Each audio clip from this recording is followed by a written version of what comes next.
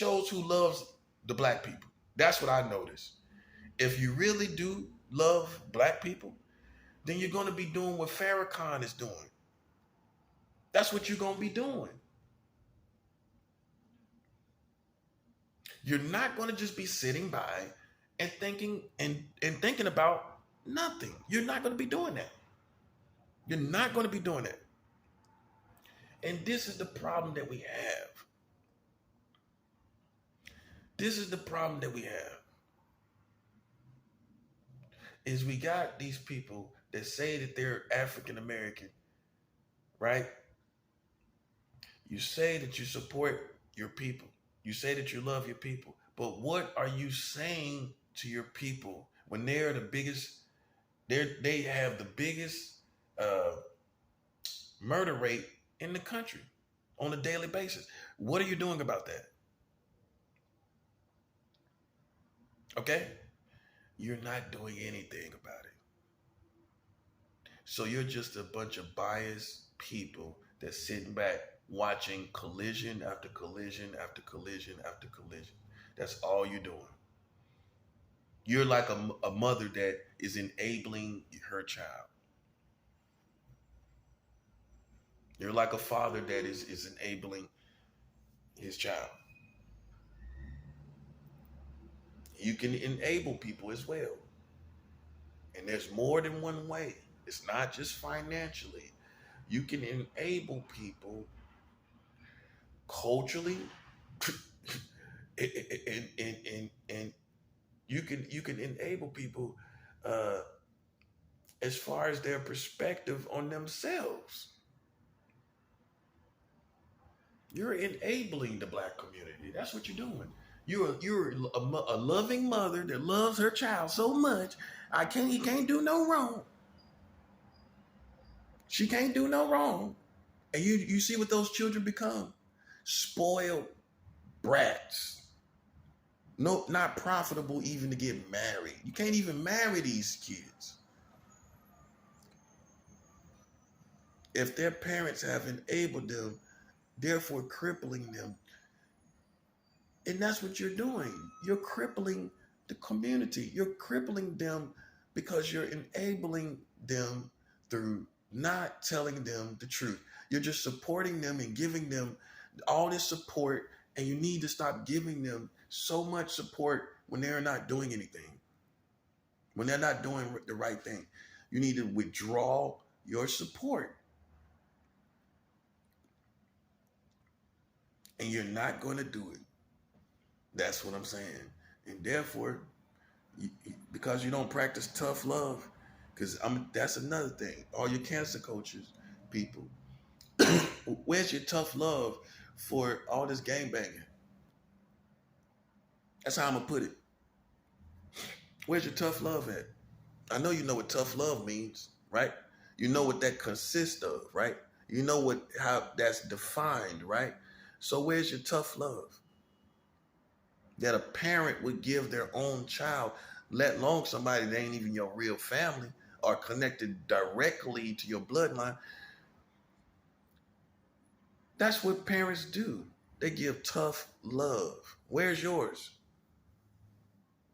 Where's yours? Do better? Tweeting do better? That's your tough love. Tweeting do better is your tough love. And that's what I'm saying, man. And I look, while you worried about what I'm thinking and what I'm being, somebody just got shot. That's how silly you are. While you worried about what I'm thinking and what you worried about what I'm projecting, while you worried about that, somebody just got shot. And so what you have also is all these politics, but they ain't doing nothing. Yeah, you got a million politics out here on what's and who's, right? But you ain't doing nothing, and you ain't getting nothing done, and you ain't saying nothing. So what is your politics even worth to a man like me? It's pathetic. Pathetic to me. Because most of these people out here are self-serving that's in the black community. They got money, but you don't. They got money, but you ain't got it. Not to the degree that they got it. They're self-serving as well, which is not a form of love. And I'm not saying that, you're supposed to hand out all your money to the poor. I'm not saying that. But you would think with all the money that people have in the black community, that something special would have happened by now. Let's keep it 100. All this money that everybody has in the black community, nothing special happened. What, a recreation center? That's special to you. Building a park is special to you. Man, come on, man. And so now you see why I think the way I think. Because I don't deal with the foolishness, man. All that biasness and all of that is not going to get anything done. And calling yourself chosen, and what that's going to do. What is that going to do for a whole culture of people that's shooting and killing each other?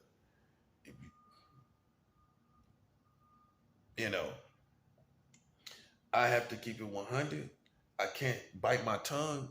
All the white people out here, you can't even say nothing. So all you can do is sit up and support. That's all you can do. All you can do is sit up and support, because they're not going to allow you to say anything or withdraw support. Those are the only two options you have. And even if you withdraw support, that's going to be criticized. So all you can really do is what I said. You support. That's all you can sit up and do. You withdraw support and say, well, we're not supporting that. Now you're racist. When there's a real reason not to support what's going on, So, man,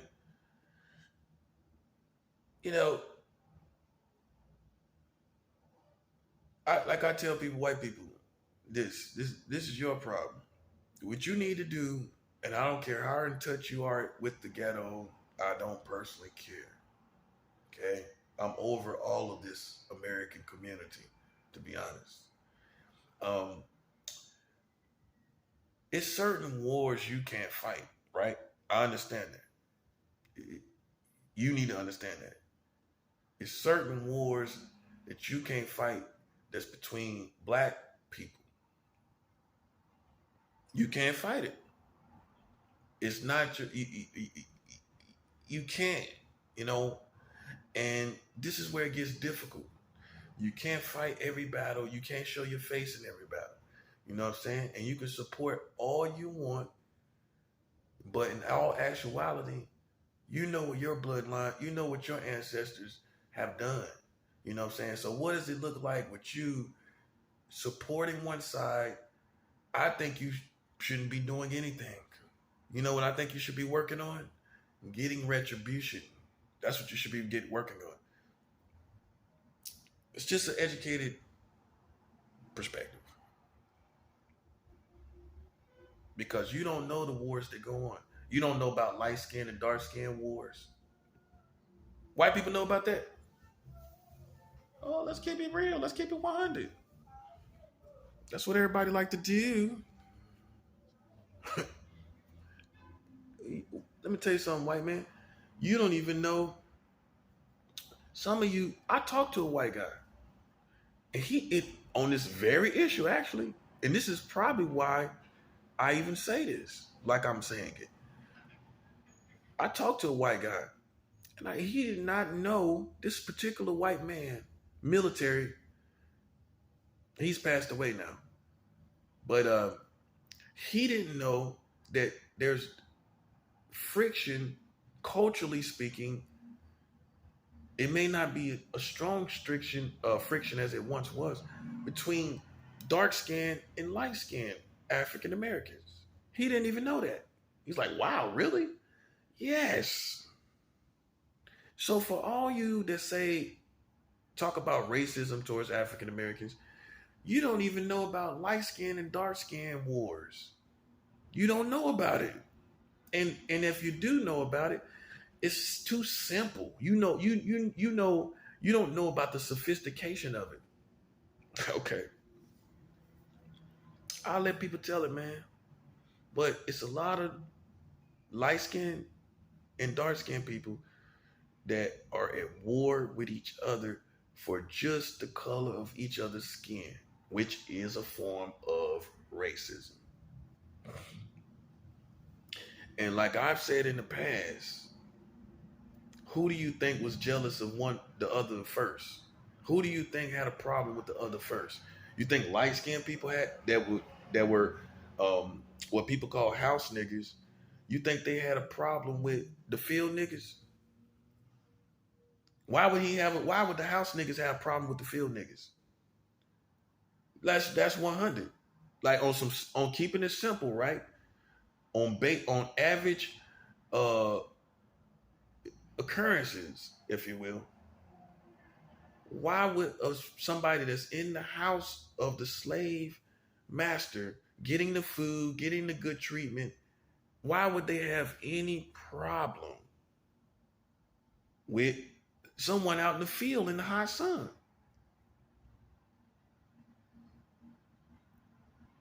Okay? Why would he have a problem with him when he living in a shack with no AC in it? The field nigga, if you will, or Negro, I'm gonna say Negro, because some of y'all may take it the wrong way. The white audience may not like the words altogether, but these were the words that were used. These are the words that other African Americans use to describe these two different walks of life for the beginning, during the beginning when slavery was going on. So I'll say field Negro, house Negro, right? I particularly believe the field Negro had a problem with the house Negro first. Why is he in the house? Why is he going there? Why is his clothes so nice and clean and fresh? Right? Why has he got this? Why has he got that, right? Think about it. If I'm sure it did start there. Why does he look like that? And see what I'm saying? Because now you mix with white. Now, and you gotta remember, Africans have not seen this. And I'm gonna keep it. I'm gonna say it like I want to say it, this beauty before. Because I personally believe when you bring races together, it's like God has designed it to be beautiful. Like, okay, two different races come together, boom, something beautiful comes out of it. You get what I'm saying? You get my perspective on that? That's how you know I'm not racist right there. Boom.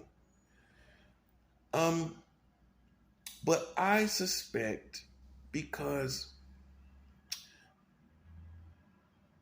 this particular back in the day they used to say mulatto. The mulattoes had the nice hair. Well, let's just put it like this. They had the smooth hair, the fine hair. Their whole appearance was different. Their eyes, their nose, their lips. And he was in the house. Think about it now. You see somebody, you don't know why they different. You do know why they different. Think about it now. Think about it now. They look different. You can't say they ugly. You can't say that. They in the house getting good treatment and they look different from you. Come on now.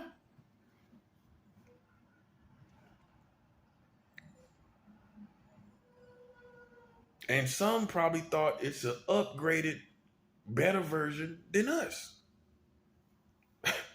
I'm not saying it, but I'm pretty sure someone thought it.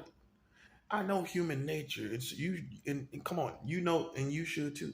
They probably thought they were more of an advanced version and better version, especially being in the house, than the field people.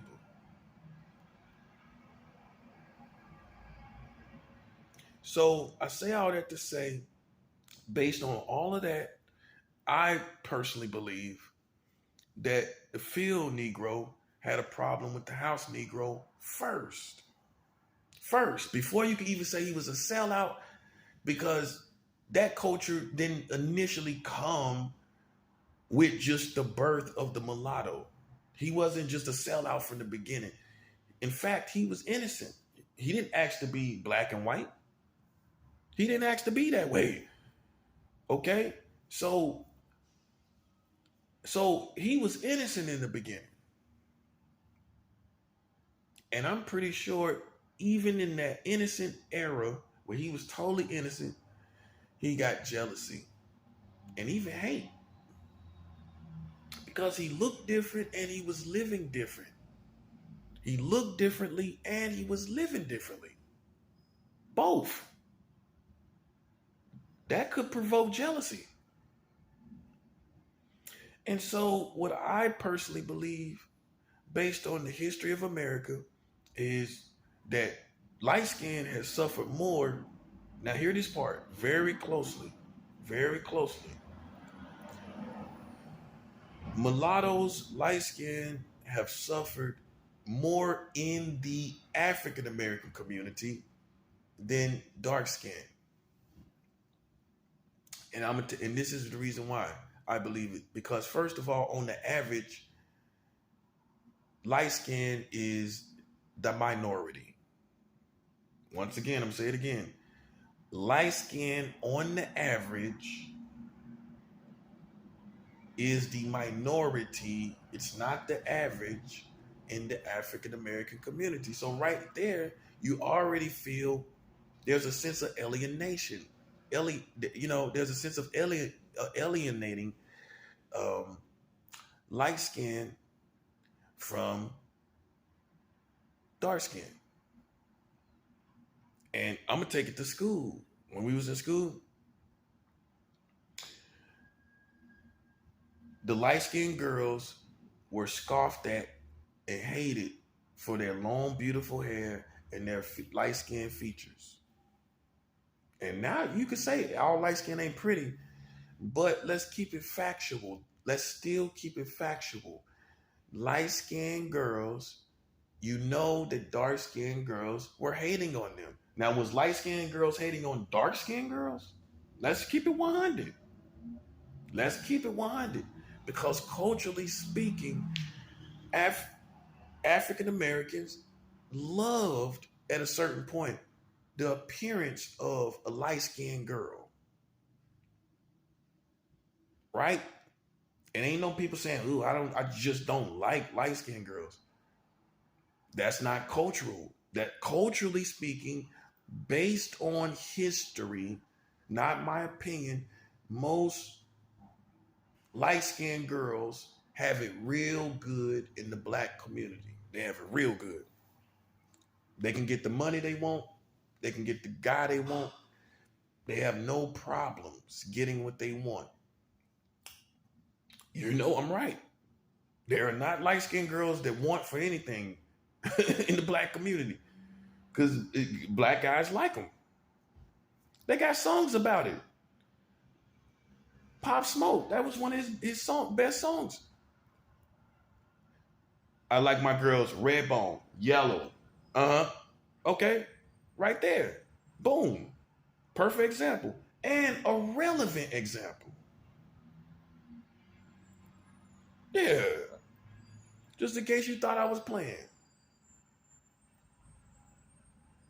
Pop Smoke said, I like my girls red bone, yellow. He don't even care how you felt about it. That's what I'm saying. So there's a preference for that.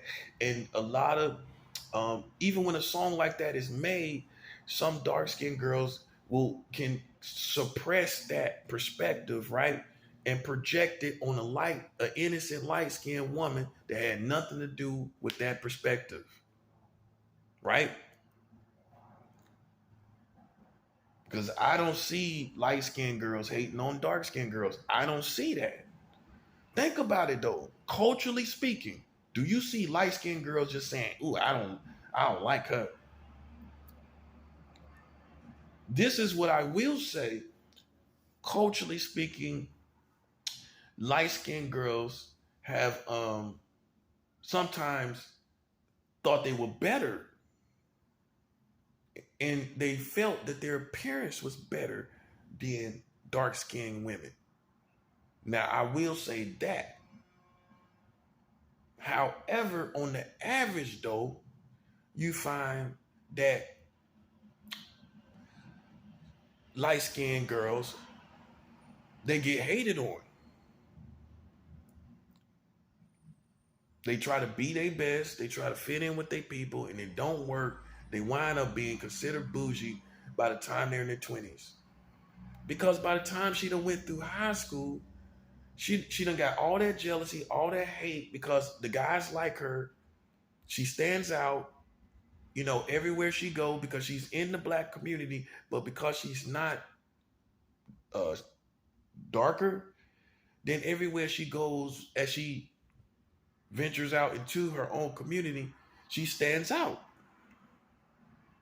She stands out. And that brings jealousy and hate.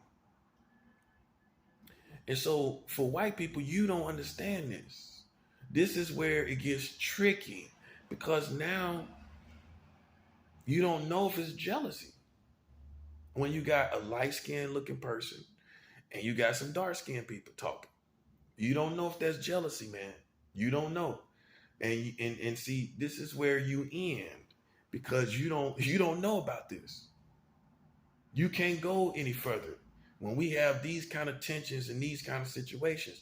And so it's something that I feel it would never change because you can't help people feel good about who they are. I can't help you feel good about who you are. If you don't love yourself, how can I can't, what can I do about that? I can't make you love yourself. And I shouldn't put myself down to make you feel better about yourself. And you shouldn't put me down to make you feel better about yourself. And so these are and these wars get real. I mean, people have lost their lives because of this. There have been real conflicts, I'm pretty sure. Whether it's some light-skinned girl that had to fight some dark-skinned girl, that's usually the case. In high school, they got to fight each other over and over again. Light-skinned girls got to fight over and over.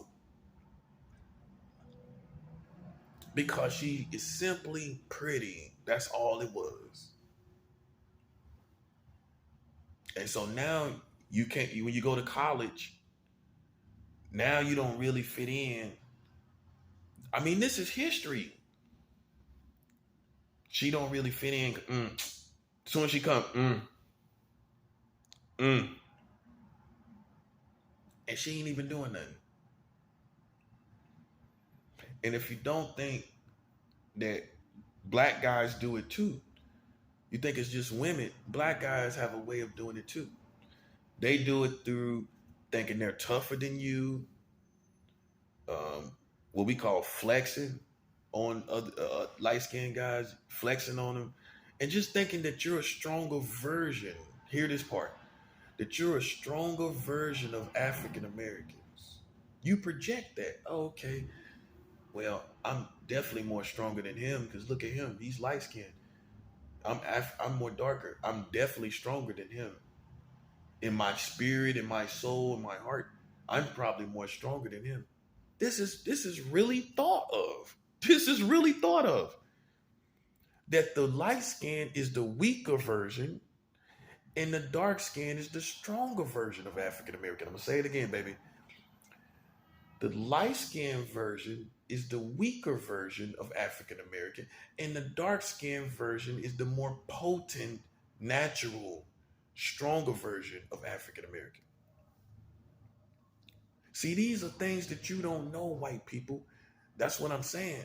And so you cannot really, if you're not careful, what you'll find yourself doing is taking the side of jealous African Americans. not realizing, you see that part? Not realizing why the tension is even there. You don't know about this. This is a cultural problem. Hear me good. This is a cultural problem. Not some just like, maybe here and there. This is a cultural problem. There have been sisters that have went through this. Siblings. One's lighter than the other one. She get all the boys because African Americans just have a preference for light-skinned girls. So she get all the boys. She gets all the good guys. It's just like Coming to America. You remember? I think what's her name? Lisa in the movie. I forget. Don't let me. But you know the one that Prince Hakeem. I hope I'm right on that. But basically, Eddie Murphy, the love interest that Eddie Murphy was pursuing, she was light skinned. Her younger sister was dark skinned, and the dark skinned girl in the movie says she always gets the good ones. I think that was light skin and dark skin insinuation right there. She was clearly dark skinned. She was light skinned, and before the prince, she had a light skinned boyfriend.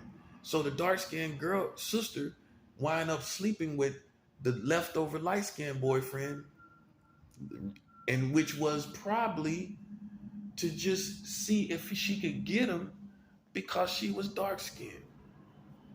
So in other words, let me see if I can get the same level of man, because she just said she always get the good ones. So let me see if I can get the same level of man that she get. And there is real hurtful, bad history, white man. Listen closely. There is real bad, hurtful, painful history between light-skinned and dark-skinned African-American sisters in the African-American community. There are some very hurtful things that have happened just because the sister was light-skinned. Now, remind you, you may see dark-skinned as beautiful, but culturally speaking, African-American have a preference for light-skinned women and men. But mostly women. That stood the test of time. Everybody's saying light-skinned guys going out of style, but light-skinned girls didn't. Light-skinned girls didn't go out of style. So basically, the light-skinned situation, if you will, still maintained its grip on the culture. So you had, like I said, you have some sisters, they'll tell you the most painful stories, that just because I was light skinned, I was treated so badly by even the brothers. She might have brothers.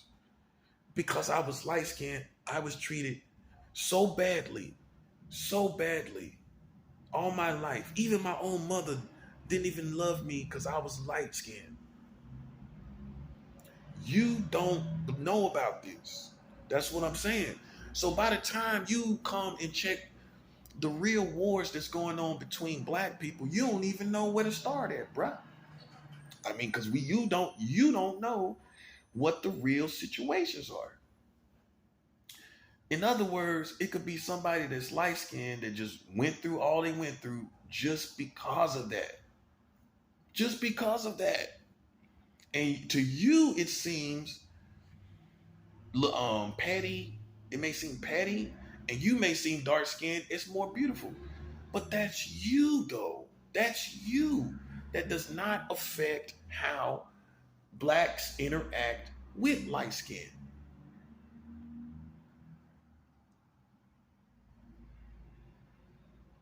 And so we can try to act like it's not this, but you know I'm right. And so you have a lot of sisters that suffered, and even brothers that suffered, because you were simply light skinned and you were more embraced by, women liked you, you know what I'm saying?